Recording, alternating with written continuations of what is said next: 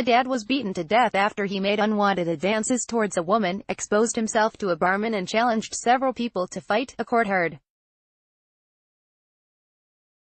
Noel White, 28, suffered devastating injuries on June 16 that were comparable to someone involved in a road accident.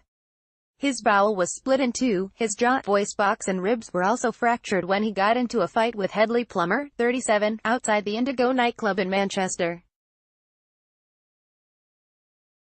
Mr. White, from Withington, Manchester, was struck by Plummer in a nearby car park when they both left the venue after an initial confrontation inside.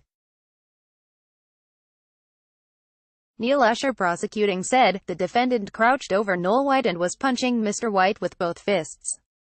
At this point Mr. White was out cold, not fighting back. It was obvious, and certainly obvious to the defendant, that Noel White was in no position to defend himself.